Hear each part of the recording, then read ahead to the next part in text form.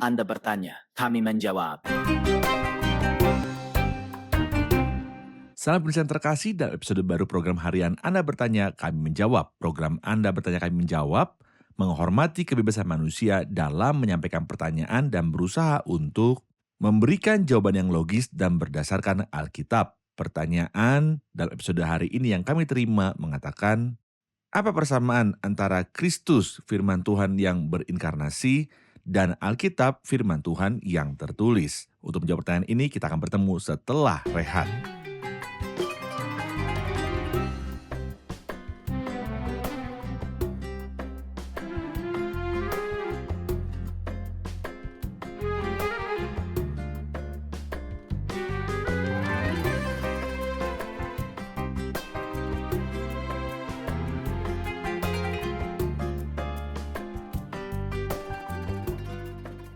Apakah ada kesamaan antara Kristus Sang Sabda yang berinkarnasi dan ilham firman tertulis? Tentu saja ada kesamaan. Kesamaan pertama adalah kekekalan. Apakah Alkitab mengatakan tentang Kristus bahwa ia kekal? Dan apakah Alkitab mengatakan tentang dirinya sendiri bahwa ia kekal? Mari kita lihat bersama apa yang Alkitab katakan mengenai Kristus. Dalam Ibrani 13 ayat 8, dikatakan tentang pribadi Kristus, Yesus Kristus tetap sama baik kemarin maupun hari ini sampai selama-lamanya. Jadi Alkitab berkata tentang Kristus bahwa dia kekal. Selamanya tidak ada akhir baginya. Apakah Alkitab berkata tentang dirinya sendiri bahwa dia kekal berarti selama-lamanya?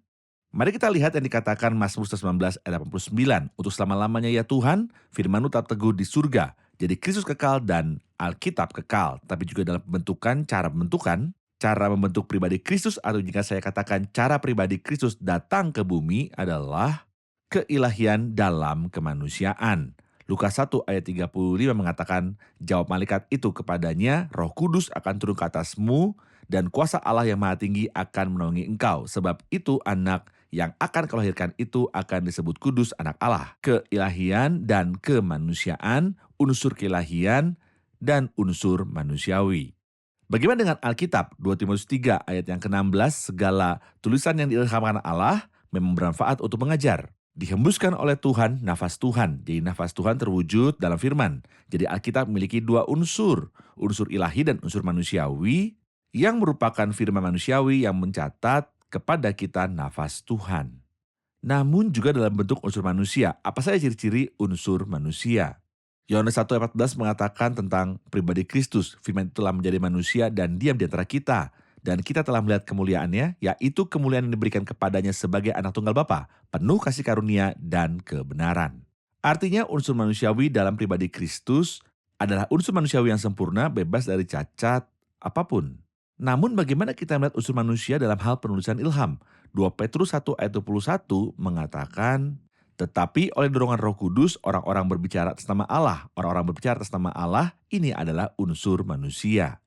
Mereka membawa firman manusia dari repertoar verbal manusia di bawah pimpinan Roh Kudus, sehingga Alkitab hadir di tangan kita. Namun ada hal lain juga, keadaan kesempurnaan. Alkitab memberi kesaksian tentang pribadi Kristus bahwa dia sempurna dan memberi kesaksian tentang dirinya sendiri.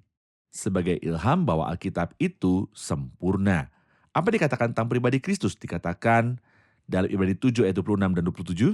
Sebab imam besar yang demikian yang kita perlukan, yaitu yang saleh, tanpa salah, tanpa noda, yang terpisah dari orang berdosa dan lebih tinggi daripada tingkat-tingkat surga. Yang tidak seperti imam-imam besar lain yang setiap hari harus mempersembahkan korban untuk dosanya sendiri, dan sesudah itu barulah untuk dosa umatnya.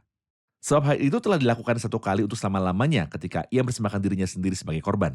Jadi Ibrani pasal 7 memberitahu kita bahwa Kristus itu kudus dan tanpa dosa. Dan bagaimana dengan Alkitab? Kita membaca dalam Mazmur pasal 19 ayat 7 sampai yang ke-9.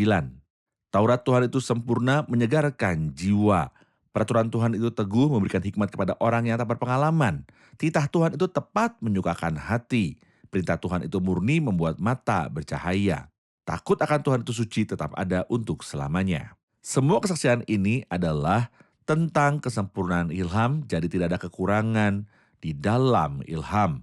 Namun lihatlah hal lain, kesempurnaan dan ketidakberdosaan Kristus dan kesempurnaan Alkitab.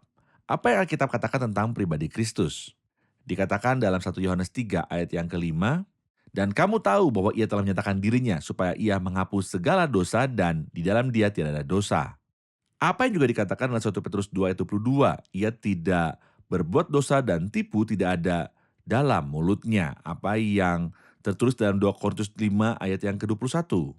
Dia yang tidak mengenal dosa telah dibuatnya menjadi dosa karena kita, supaya di dalam dia kita dibenarkan oleh Allah. Kesaksian-kesaksian ini membuktikan bahwa Kristus tidak berdosa, Kristus tanpa dosa. Lalu bagaimana dengan Alkitab? Apakah ada kesalahan di dalamnya? Saya kembali ke apa yang dikatakan dalam Mazmur pasal yang ke-19, Taurat Tuhan itu sempurna menyegarkan jiwa tanpa kekurangan dan tanpa dosa. Pernyataan Tuhan itu teguh, tidak ada dusta di dalamnya. Menjadikan bijak orang yang tak berpengalaman. Tuhan itu benar, tidak ada tipu daya atau tipu daya di dalamnya menyenangkan hati. Perintah Tuhan itu murni, tak bercacat, menjadikan mata bercahaya, takut akan Tuhan itu murni, tak bernoda, tetap untuk selama-lamanya. Peraturan-peraturan Tuhan itu benar, tidak ada kepalsuan di dalamnya, dan adil semuanya. Namun tentang kehidupan, apa yang Alkitab katakan tentang pribadi Kristus dalam kaitannya dengan kehidupan. Kristus berkata tentang dirinya sendiri dalam Yohanes pasal 14. Akulah jalan kebenaran dan hidup, tidak ada seorang pun yang datang kepada Bapa kalau tidak melalui aku. Dan Alkitab berkata tentang dirinya sendiri dalam pokok bahasan kehidupan di Yohanes pasal 6, Tuhan Yesus Kristus berkata tentang firman-Nya, firman kehidupan. Rohlah yang beri hidup, daging sama sekali tidak berguna. Perkataan-perkataan yang kukatakan kepadamu adalah roh dan hidup. Jadi Kristus adalah hidup dan Alkitab serta firman ilahi juga adalah hidup. Lalu bagaimana dengan kebenaran? Kristus adalah kebenaran dan Alkitab adalah kebenaran. Di mana kita menemukan firman bahwa Kristus adalah kebenaran? Yohanes 14 ayat yang ke-6. Kata Yesus kepadanya, akulah jalan dan kebenaran dan hidup. Tidak ada seorang pun yang datang kepada Bapa kalau tidak melalui aku. Jadi Kristus adalah kebenaran. Lalu bagaimana dengan Alkitab? Kristus berkata kepada Bapa dalam Yohanes 17 dalam doanya yang terkenal, kuduskanlah mereka dalam kebenaran. Firman-Mu adalah kebenaran. Jadi Kristus adalah kebenaran. Firman Allah adalah kebenaran. Tidak ada pemisah antara Kristus dan firman Allah. Namun ada hal lain terkait dengan otoritas.